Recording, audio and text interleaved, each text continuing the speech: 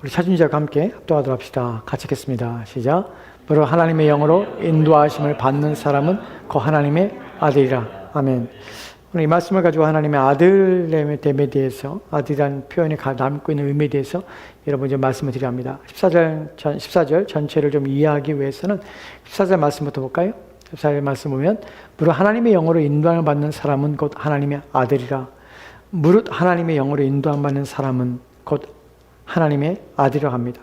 이 말의 의미 속에서 우리가 쉽게 이해할 수 있는 것은 그것이죠.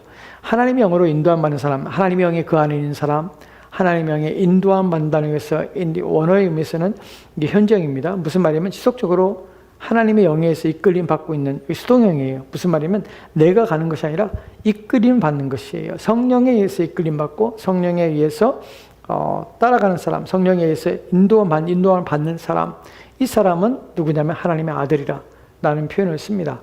여기서 우리가 중요하게 여겨야 할 것이 왜 이 말이 필요한가 하는 부분이에요. 또 이 말이 담고 있는 의미 속에서 이 말은 어떻게 이 말의 의미가 무엇으로 더 명확해지며 또 분명해질 것인가, 무엇을 증명하기 위한 말인가 하는 것을 생각해 봐야 돼요. 왜냐하면요, 로마서 8장 14절 말씀에서는 한글 성경이 번역이 안 됐지만 원문에는 왜냐하면이라는 가리라는 헬라어가 표현되었습니다.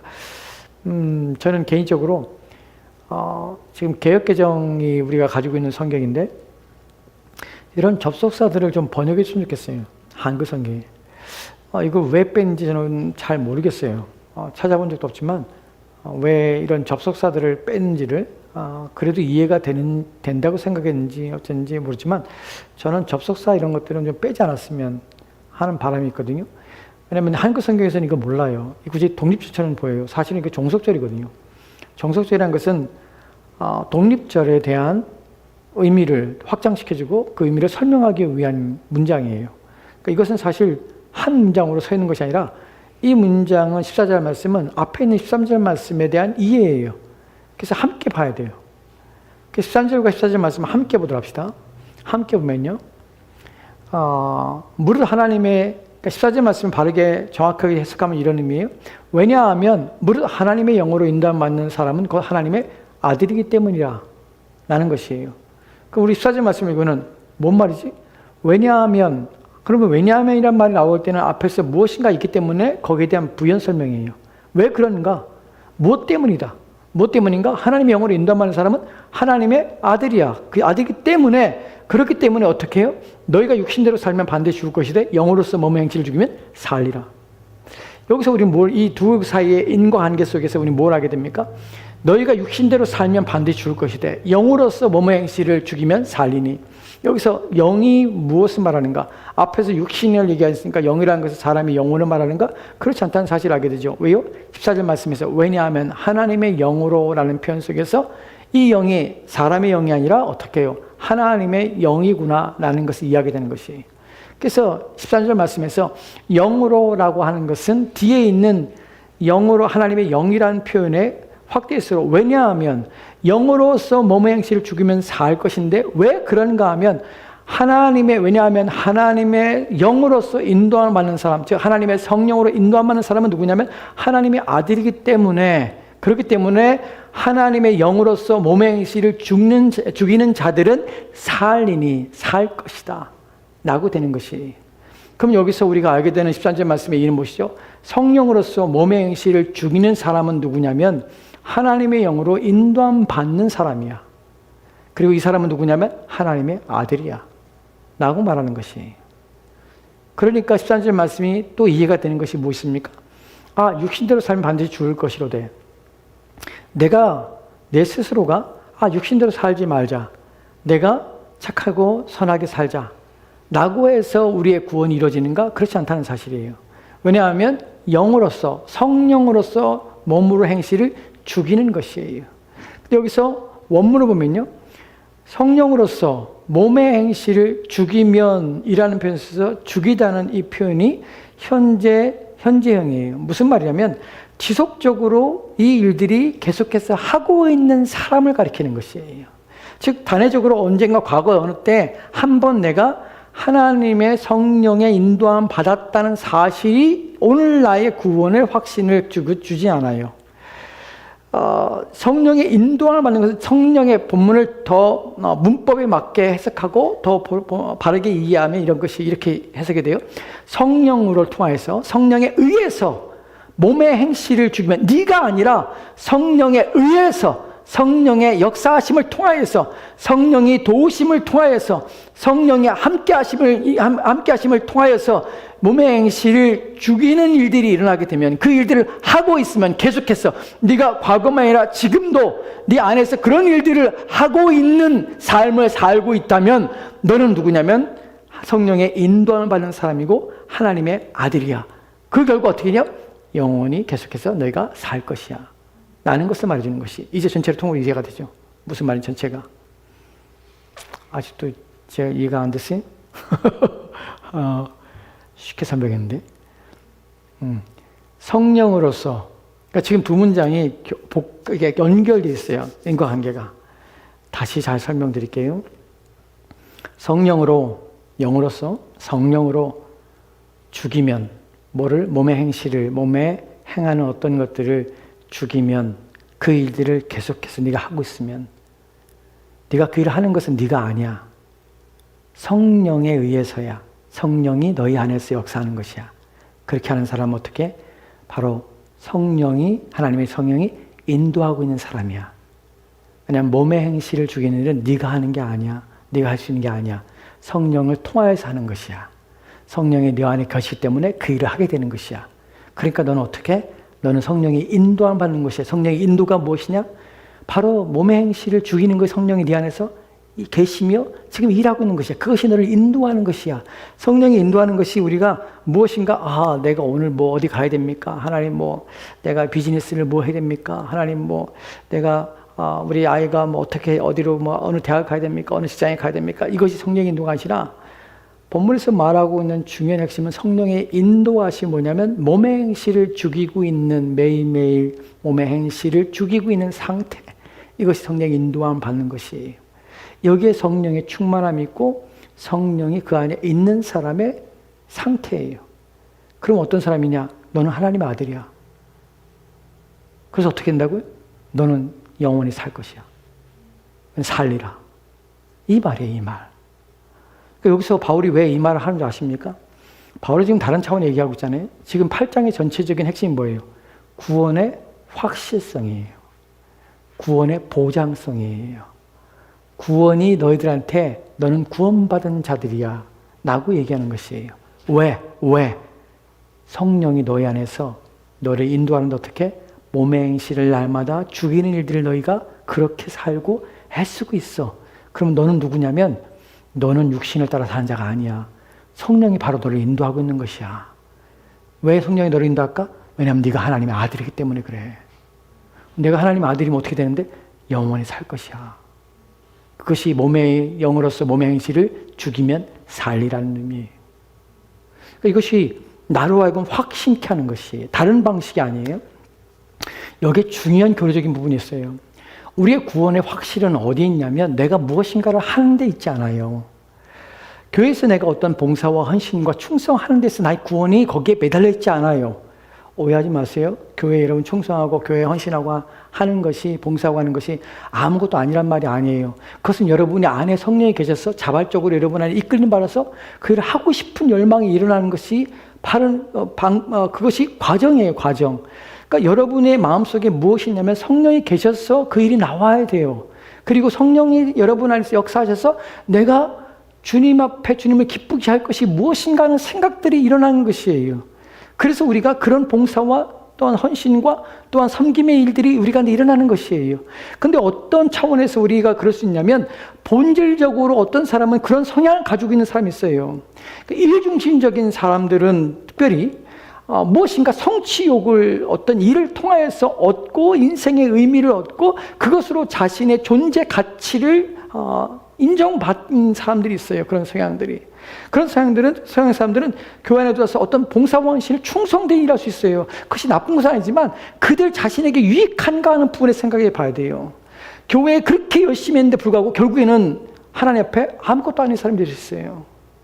우리가 고린도전서 3장에서 뭐라고 표현되어 있죠? 고린도 3장이면 거기에서 너희 몸은 너희 것이 아니라 하나님 값주 산 것이나 너희 몸은 너희 것이 아니라 라는 표현을 씁니다. 그리고 그 앞서서 그 표현 속에서 3장 16절 고린도전서 3장 16절 14절 15절 14절 내용들을 보면 뭐가 되니까 교회의 공덕을 쌓는 것이에요. 뭔가 교회의 기초를 쌓는 것이에요. 쌓을 때에 너희가 그리스도를 기초로 하지 않고 쌓은 것은 나중에 다 불타요. 그리스도를 기초로 하지 않는 것은 다 불타. 너희들이 싸우는 것에 따라서 너희들이 나중에 공력이 너희가 세운 것에 대해서 그 결과를 볼 것이야. 무엇을 쌓을까 조심하라고 주의하라고 그래요. 그러면서 하는 말이 너희는 너희 먹을 것이 아니라 하나님의 너희 가운데 계신 성령의 전인 줄 너희가 알지 못하냐라는 말씀하시는 것이 우리가 누구냐면 성령의 전인 것이 성령에 의해서 나와야 되는 것이 모든 행위는 누구에서 나오면 하나님 내 안에 계신 하나님께서 내 안에 내 마음을 어떻게 해요? 몸의 행실을 죽여서 나로 하여금 하나님을 기쁘시게 할 것이 무엇인가를 고민하게 하고 생각하게 하고 그래서 그것이 동기가 되어 여러분에게 나올 때에 여러분 상급이 있는 것이에요. 그럴 때 여러분이 유익한 것이에요. 영혼이. 그렇지 않고 그냥 내가 좋아서 나의 성향과 나의 기질상 내가 무엇인가 하면은 일을 보면 막 넘쳐요. 막 하고 싶어서 막 하고. 그래서 하는 것들이 하나님 앞에 자신의 영혼에게 유익이 돼야 돼요. 저는 유익이 됐으면 좋겠어요. 우리 모든 성도들은 교회에서 여러분이 섬기는 모든 것들에 정말 유익이 됐으면 좋겠어요. 하나님께 보실 때 아름다웠으면 좋겠어요. 그리고 하나님 보실 때 정말 선했으면 좋겠어요. 어릴 때에 성령이 우리 안에 역사하셔서 나와 할 때야 하나님께 받으시만한 것이. 이 부분에서 우리가 성령의 충만에 대해서 중요한 부분이 뭐냐면 성령의 인도함 받는 것에 성경이 말하고 있는 그 내용이 무엇이냐면 다른 부분이 아니라는 것이에요. 뭔가 교회에서 뭐 큰 일을 하고 무엇인가 막 자랑할 만한 일을 하고 사람들이 칭찬할 만한 일을 하고 그런 것들이 이 사람이 성령이 충만하구나 성령의 인도함 받는구나 결코 아니에요. 제가 20대 때 전사 생활하면서 신학을 이제 배우면서 뭐 여러 간증들을 막 듣고 막 하잖아요. 그때 들었던 간증 중에 머릿속에 기억 남는 간증이 있어요. 그 간증이 뭐냐면 어느 교회가 있는데 그 교회에 좀 큰 교회 한국에. 근데 그 교회 목사님이 자랑하는 거예요. 장로님을 자랑하는 거예요. 그래서 그 교회에 이제 섬기는 전사님이 이제 친구였는데 막 자기 교회 이제 그 목사님, 자리 목사님이 누구 장로님을 너무 좋아한다는 것이야. 막 자랑하고. 장로님 맨날 강대상에서 칭찬하고 막 그런데 목사님이. 그게 무슨 얘기냐면 자기도 그 전사님도 너무 신이 나서 그런 장로님이 있는 교회에 자기도 다니고 있다는 것에 대해서 그 교회를 섬기고 있다는 것에서 너무 자신감이 막 뭐랄까 좀, 막 기분이 너무 좋은 거예요. 그래서 하는 말이 무슨 얘기냐면 그 장로님은 조금 사업가신데 그래서 사업이 좀 커요. 그래서 그 장로님의 별명이 뭐냐면 나머지는 내가요예요. 나머지는 내가요. 무슨 말인지 가겠어요? 나머지는 내가요. 그러니까 교회에 무슨 일을 해. 근데 막 행사를 해. 그러면 이제 재정이 필요할 거 아니에요. 그러면 당회를 목사님이 딱 여신데 뭐 이렇게 우리가 행사하고 뭐 전도잔치를 하고 뭐 잔치를 베풀고 뭐 노인들 어디 모시고 가고 뭐 이렇게 했는데 얼마가 필요합니다. 그러면 이제 장로들이 이제 막 그래서 어떻게 재정 어떻게 합시다 막 얘기 나오잖아요. 근데 그 재정을 이제 장로들이 막 돈을 내고 헌금하고 막 이렇게 해요. 근데 마지막에 그 장로님이 아무 말 안 한대, 그 자리에서. 그리고 이제 다 정해졌어. 그 다음에 나머지는 내가 다 합니다. 그러니까 그 교회는 모든 것들 할 때 그 장로님이 나머지는 내가 다 합니다. 그게 마지막에 그분이 다 하신다는 것이. 그때는 그게 대단하다. 참 믿음이 좋다고 생각했어요.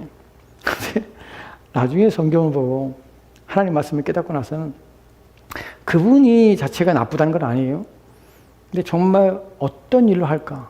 어떤 마음으로 할까? 성령의 인도함은 그것이 성령의 충만함의 본질적인 요소는 아닌데 어디 성경에서 한 번이라도 나머지는 내가 하는 것이 성령의 충만한 사람의 특징이야 라고 얘기한 적 있습니까? 교회에 이거 뭐 무슨 일 하는데 앞장서서 막 일하는 사람 그런 사람이 성령에 충만하다고 한 번에도 얘기한 적 있습니까? 한 번도 없어요. 한 번도. 그러니까 우리 개념 속에 성령이 충만하다는 것은 뭐 착하고 선하고 교회에서 섬기고 봉사하고 뭐 열심히 있고 막 헌신적이고 뭐 모든 일에 뭐 막 나서고 하는 사람 우리는 성령이 충만하다고 생각할 수 있다는 것이. 그러나 그렇지 않아요. 성령으로 인도함 받는 사람은 특징이 무엇이냐면 영으로서 몸의 행실을 죽이는 사람이에요. 날마다 남들 앞에 물론 그 사람이 나쁜 사람은 아닐 것이에요. 왜냐하면 자기의 연약함을 인정하는 사람이에요. 그리고 하나님 앞에 바르게 살고 싶은 것이에요. 하나님이 기뻐하시는 건 무엇인가를 고민하는 사람이에요. 그래서 날마다 자신 안에 있는 옛 사람의 모습을 끊어버리고 새롭게 되고자 하는 열망이 있는 것이에요. 그래서 날마다 무엇인가 변화되고 싶어서 하나님 말씀 앞에 자신을 내어놓고 갈급하며 또 하나님 내 자신이 더 하나님을 닮기 원합니다. 나를 위해 죽으신 그리스도의 사랑 앞에 내가 감동하고 그 사랑을 더욱더 알아서 그분의 은혜 앞에 내가 바르게 보답하는 삶으로 내 인생을 살기 원합니다. 내 전 삶에 하나님이 기뻐하신 삶을 살길 원합니다. 그것이 내 삶의 가치요, 내 삶의 길이요, 내 삶의 방식이 되기 원합니다. 주님, 내게 그 마음을 주시고 그러한 삶을 살게 도와주십시오. 누구에게 헌신하거나 누구에게 섬기거나 누구에게 봉사할 일이 있다면 오직 주님의 이름만이 드러나게 하십시오. 이런 갈망들, 나는 아니고 하나님만이, 나는 아니고 하나님의 이름이, 나는 마음이 날마다 그의 마음에 사무치고 있는 사람이 성령의 인도함 받는 사람이라는 사실이에요. 교회에서 아무것도 하나님께 드릴 것이 없어서 자신이 수입이 적어서 가난하고 힘들고 매일매일 일용직 노동 현장에 나가서 일을 한다 할지라도, 그래서 교회에 재정적으로 아무런 보탬이 되지 못한다 할지라도 하나님 앞에 더 하나님을 기뻐하며 하나님 앞에 살고자 하는 열망을 가슴에 품고 산다면 그 사람이 바로 성령의 인도함 받는 사람입니다. 이게 진짜예요. 이게 삶은, 우리 신앙은 어디에서 역사하냐면, 어디에서 진실로 드러나냐면 내 선 자리에서 매일매일 내 삶의 터전에서 내가 누굴 바라보고 있는가, 매일매일 누구를 향하고 있는가 하는 것이 진짜입니다. 교회 안에서 사람들 앞에 드러내고 나타내고 할 수 있습니다. 여러분, 돈 있으면 뭘 못하겠습니까? 돈 많으면 교회에서 헌금 많이 하고 그럼 사람들 진짜 맞죠. 우리 어머니가 보기에서 말하기 좀 그렇네. 우리 아버지가 사업을 크게 하셨던 적이 있어요. 지금은 이제 은퇴하셔서 지금은 돈이 없으시지만 예전에 한때 잘 나가실 때 한 번 헌금을 2,500만 원 하셨어요. 저도 깜짝 놀랐어요. 그거 보고. 우리 아버지가? 그러실 분이 아닌데 11조를 하신 거예요. 그래서 그러니까 교회에서 달라진 것이, 사람도 다르게 봐, 목사님도 다르게 보고. 그거 제가 이렇게 그 얘기를 들으면서 한편으로는 우리 아버지가 하나님 앞에 드릴 수 있다는 것이 감사했지만 한편으로는 마음이 속상했어요. 왜냐하면 교회가 그러면 안 돼.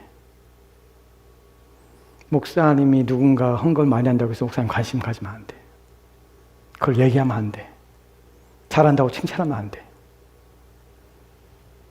그것이 자랑이 돼. 그 자기 신앙인 줄 알아. 그렇게 함으로 교회에서는 그 사람이 성령이 충만하고 하나님의 사랑을 착각해. 그럼 하나님 앞에 망하는 거예요. 왜냐하면 자신이 낮아질 수 없거든요. 여러분, 그 사람이 성령이 충만한 사람이 아닙니다. 돈이 많으면 하나님께 더 많이 드릴 수 있어요. 또 시간이 많으면, 또 지혜로우면, 또 많은 것들을 알고 있으면 교회에서 리더가 되거나 사람들을 성경을 가르칠 수도 있고요. 또 신앙적인 얘기를 잘할 수 있어요. 사람이 논리적일 수 있고 지적일 수 있습니다. 그래서 말할 때마다 다른 사람보다 더 뛰어나게, 더 깊이 하나님의 진리의 말씀에 대해서 더 많이 아는 것처럼 얘기할 수 있습니다. 그러나 그것이 성령의 인도함 받는 건 아니에요. 목사가 설교를 할 때에 하나님 말씀을 더 깊이 이해하고 더 깊이 깨달아서 그래서 그것을 여러분에게 말할 수 있고 전할 수 있습니다. 여러분, 그렇다고 해서 그 사람이 성령이 충만하군요? 성령이 인도하시냐고요? 아닙니다. 그 사람의 삶이 어떠냐는 것이에요. 그 사람의 매일의 삶 속에서 몸의 행실을 날마다 죽이려고 이러한 삶이 그의 삶이고, 그렇게 되기 위해서 발버둥을 치고 있는가? 그럴 때 그 사람이 살아있는 사람이에요. 그게 신자입니다. 신앙은 보이는 자리가 아니라 보이지 않는 자리에서 하나님 앞에 내가 어떻게 사는가 하는 부분에 달려 있습니다. 그러니까 여러분, 교회에서 많은 걸 보이려고 애쓰지 않아도 괜찮습니다. 여러분이, 저는 우리 바라는 것은 우리 모든 성도들이 매일매일 일상 속에서 성령의 인도하심 받고 매일매일 그리스도인다운 삶을 자신에게 자문하여 보고 내가 어떠한 삶을 살아야지 고민하고 하나님께 자신을 의탁하며 날마다 변화되기를, 날마다 새로워지기를, 하나님의 은혜를 갈망하며 간구하며 사는 삶을 살게 되기를, 저는 그것을 바라고 있습니다.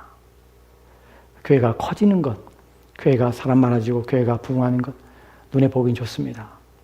그러나 그런 사람이 한 사람도 없다면 죽은 교회입니다. 비록 교회가 작을지라도 한 사람이라도 그런 마음을 가지고 사는 교회는, 그런 성도가 있는 교회는 행복한 교회입니다. 그 목사가 행복해요. 저는 그런 행복한 목사가 있고 싶습니다. 우리 교회는 그런 교회가 되고 싶습니다. 그것이 저희 바람입니다. 이것이 본문에서 말하고 있는 중요한 의도입니다. 이 부분은 제 말이 아니에요. 성경에 그렇게 기록됐습니다. 히브리서 6장 4절부터 6절 말씀에 이렇게 기록됐습니다. 같이 들어갈까요? 시작. 한번 빛을 받고 하늘의 은사를 맛보고 성령에 참여한 바 되고 하나님의 선한 말씀과 내세의 능력을 맛보고도 타락한 자들은 다시 새롭게 하여 회개하게 할 수 없나니 이는 그들이 하나님의 아들을 다시 십자가에 못 박아 드러내고 놓고 욕되게 함이라. 다시 새롭게 하여 회개할 수 없는 자들이 있습니다. 타락한 자들이 그냥 타락한 것이 아니에요. 한 번 빛을 받은 것이에요. 무엇인가 은혜를 받은 것처럼 느껴지는 것이에요. 그런데 중요한 것은 한 번이에요. 한 번. 이런 표현을 쓰는 이유가 무엇이냐면 신자는 한 번이 아니라 지속적으로 성령의 인도함 받습니다. 하늘의 은사를 맛본 것이 무엇인가 놀라운 일들을 행할 수 있습니다. 참 신앙인 것처럼 보일 수 있습니다. 여러분 누가복음에 예수님께서 70명의 전도대를 만들어서 두 사람씩 짝을 지어서 제자들을 각각 마을로 보냅니다.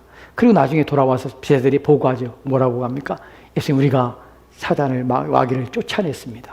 그리고 병을 고쳤습니다. 예수님께서 하늘에 사단이 떨어진 걸 내가 보았노라 라고 말합니다. 그러나 너희가 이 일을 기뻐하지 말고 라는 표현을 씁니다.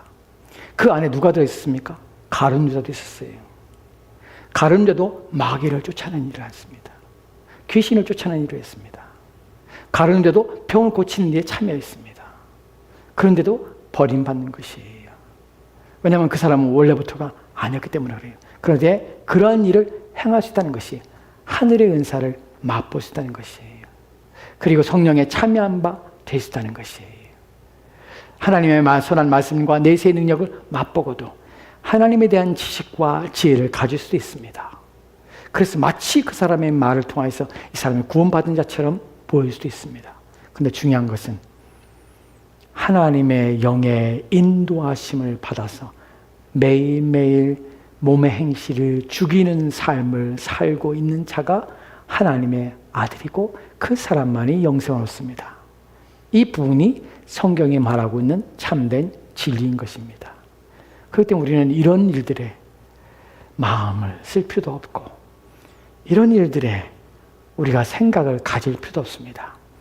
저와 여러분이 가져야 할 것은 무엇이냐면 성령의 인도함 받는 사람은 눈에 보이는 어떠한 가시적인 행위가 아니라 매일매일 나의 삶에 성령의 인도하심 받아서 내 자신이 그리스도를 닮게 하여 부단히 애를 쓰고 그것이 내가 성령의 인도하심 받고 있구나.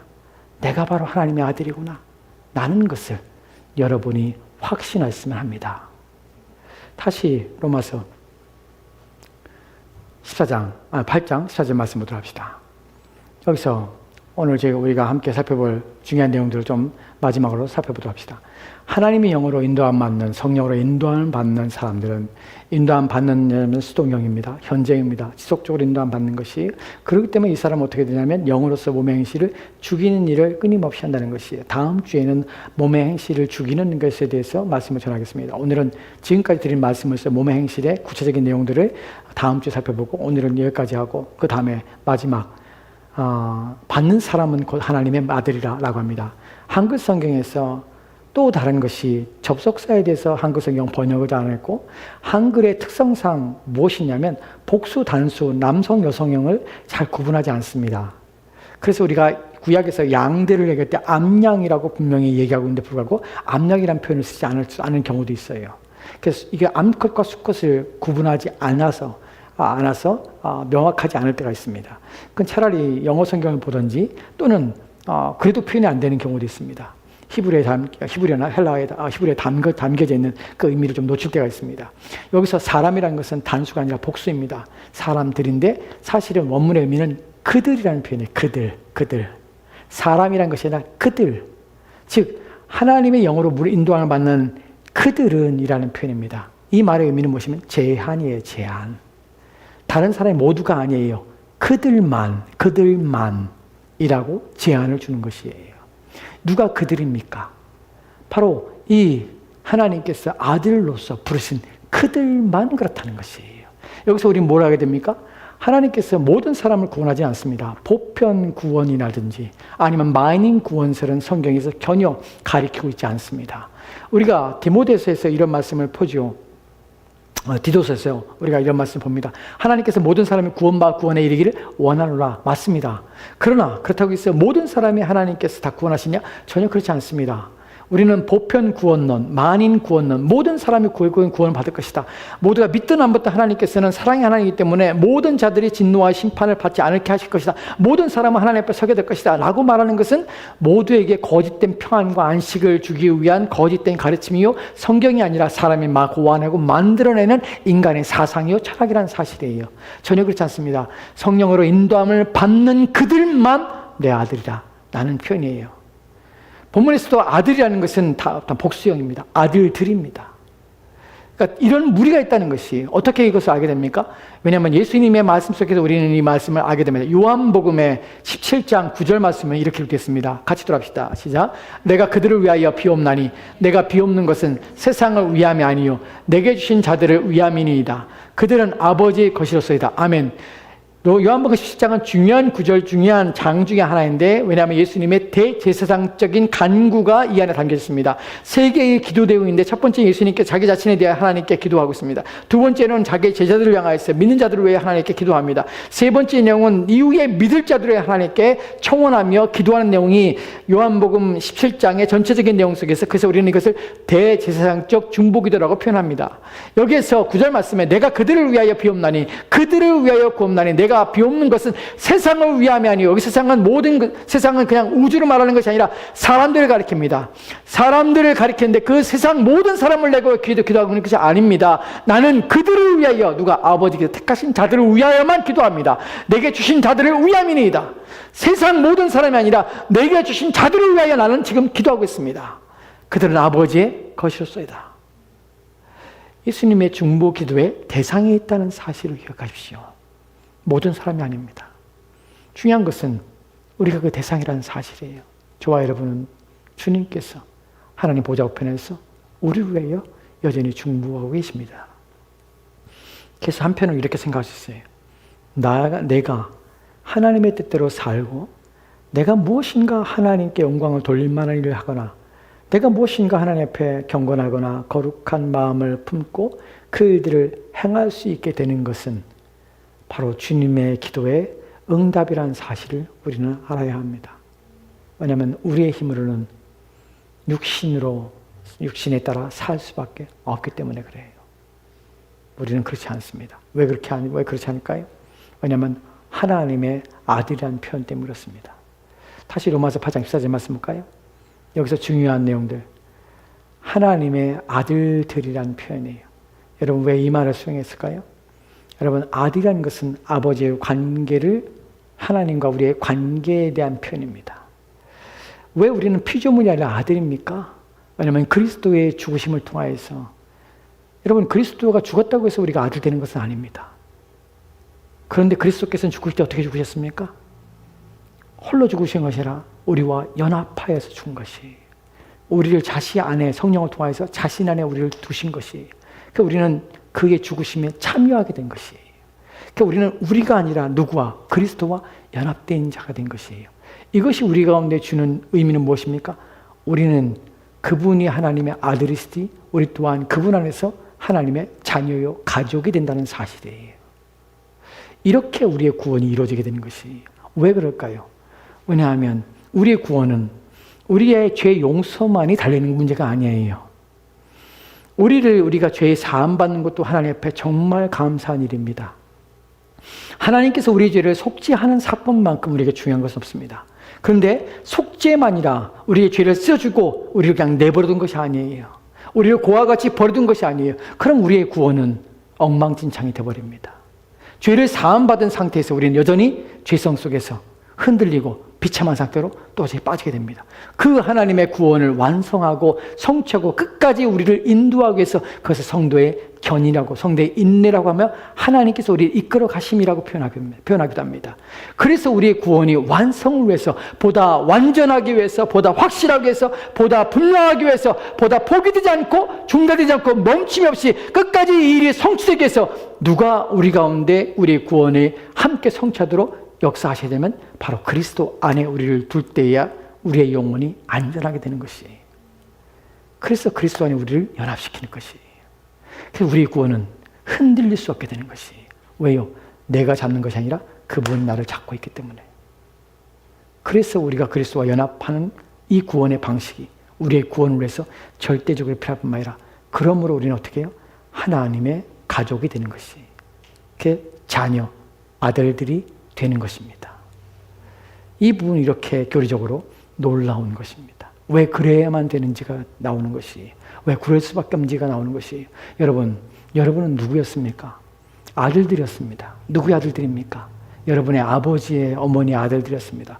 여러분의 아버지 어머니 어머니는 누구의 아들들이었습니까? 여러분의 할아버지의 할머니의 아들과 어머니의 딸이었습니다.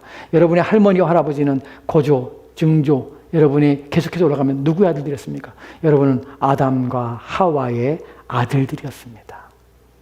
우리는 본질상 진노의 자녀였습니다. 그런데 하나님께서는 우리를 그리스도 안에서 부르셔서 그와 연합시킴으로 그리스도께서 우리 하나님의 아들 되는 것처럼 우리를 입양된 자녀로 우리를 불러줬다는 사실이에요. 이것이 우리 가운데는 얼마나 큰 복이며 내 조상이 바뀐 것이, 이제 누가 나의 조상이 됩니까? 그리스도가 나의 조상이 되는 것이. 첫 아담, 마지막 아담이신 그리스도가 새 인류를 창조하시고 새 인류 가운데 우리를 부셔서 우리가 이제 그리스도를 통해서 새로운 인류로서, 새로운 후손으로서 우리가 살게 된 것입니다. 이것이 아들됨이 가지고 있는 복이요, 의미입니다. 마지막 하나 더. 아들됨에 있어서 여러분, 아들이라는 것이 왜 표현을 쓰냐면, 중요한 것이 뭐냐면, 여러분 누군가 어린아이를 입양할 때에, 우리는 입양된 자녀입니다. 입양할 때에 가장 필요하고 필수적인 것이 무엇입니까? 법적 절차입니다.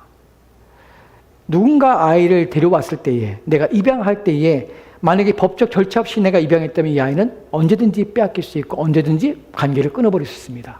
그래서 입양할 때에 항상 가장 중요하게 따르는 것이 뭐냐면 법적인 절차요, 법적인 결과요, 법적으로 체계를 맺는 것입니다. 법적으로 끝이 나야 되는 것이에요. 우리가 입양될 때에 하나님께서는 자신의 아들을 죽게 하신 말미암아서 우리를 속량하셨고, 또한 우리를 자신의 아들로 우리를 자신의 부르실 때 법적인 조치를 다 치르신 것입니다. 누가? 하나님의 법에 합당하게, 그 법에 부합하게 우리가 그 법적 절차를 다 치르게 하셔서 취소될 수 없고, 또한 우리로 하여금 아들됨에 대해서 거부될 수 없고 부인될 수 없는 자리에 서게 된 것이에요. 법적 절차에 따르게 되게 되면 어떤 일이 벌어집니까? 내가 부인한다고 해서 자녀가 아닌 것이 아니에요. 여러분이 자녀가 아니면 아니기 위해서 어떻게 됩니까? 법적으로 끝내야 되는 것이에요. 그렇지 않나 여러분이 계속 그 자리는 계속 여러분의 자녀인 것이에요. 즉 이런 일들을 누가 하시냐면 하나님께서 우리의 구원에 관하여서 법적인 절차까지 다 마무리하셔서 우리로 하여금 끊어버리거나, 또 우리가 하여금 아버지의 관계가 중단되거나 버려버리거나 하는 일 없도록 우리를 아들로 맞아주셨다는 사실 또한 우리 가운데는 놀라운 애입니다. 마지막으로 에베소 1장 5절 말씀 볼까요? 같이 들어갑시다. 시작. 그 기쁘신 뜻대로 우리를 예정하사 예수 그리스도 말미암아 자기 아들들이 되게 하셨으니. 아멘. 그의 기쁘신 뜻대로 우리를 예정하셨습니다. 정하셨습니다. 예수 그리스도 말미암아 자기 아들들이 되게 하신 것입니다. 아들들이 되게 하신 이유는 생각해 봅시다. 마지막에 여러분, 아들들이 되게 하셨다는 의미 속에서는 하나님이 여러분을 구원하신 목적은요, 여러분의 성화가 아닙니다. 오해하지 마십시오. 여러분이 아들들 되게 하신 것은 아들답게 하시겠다는 하나님의 목적이 있고, 아들답게 하는 목적의 끝에는 어디냐면 성화가 아니라 영화입니다. 여러분을 영광스러운 자리로, 영광스러운 상태로, 여러분의 인격과 성품의 영광스러운 흠 없는 자리로, 흠과 티가 없는 자리로 여러분을 부르기 위해서, 그런 자리에 서게 하시기 위해서 하나님께서는 여러분을 아들들 되게 하신 것입니다. 아들에 부합할 때까지, 아들의 합당한 상태에 이를 때까지 끊임없이 하나님은 우리의 인생을 이끌어 가실 뿐만 아니라 그렇게 되게 하실 것입니다. 왜냐하면 하나님께서 목적하신 것이 예수 그리스도 말미암아 자기의 아들들 되게 하시는 것이 목적이기 때문에 그렇습니다. 하나님을 닮지 않은, 하나님과 관계없는, 하나님께 아들이 합당하지 않은 자리에는 결코 서지 않게 될 것입니다. 왜냐하면 아들들은 하나님께서 아들들답게 만들기 위해서 자신의 뜻대로 예정하셨기 때문에 그렇습니다. 예정하셨다는 것은, 정하셨다는 것은 무슨 말입니까? 이미 이루어지게 하실 것 또한 정하셨다는 사실입니다. 그러므로 우리가 구원받은 것은 포기되거나 또한 취소되지 않을 뿐만 아니라 우리 자신의 영화 또한 하나님의 작정과 계획 속에서 인도함 받을 뿐만 아니라, 그렇다고 우리는 아무것도 안 해도 되는가 하는 부분에서는 그렇지 않습니다. 성령이 하나님의 아들들을 인도하고 그들의 마음속 역사에서 몸의 행실을 날마다 죽임으로 하나님 앞에 영화의 길을 가도록 인도하시며 이끌어 가시는 것입니다. 이것이 신자입니다. 이것이 성령으로 인도받으며 성령에 충만한 사람의 모습인 것입니다. 부디 저와 여러분들은 이러한 상태로 하나님 앞에서 성령의 인도하심 받아 성령의 사람으로 매일의 일상 속에서 몸의 행실을 죽이는 삶을 저와 여러분이 살았으면 좋겠습니다. 기도합시다. 이 시간 같이 주신 말씀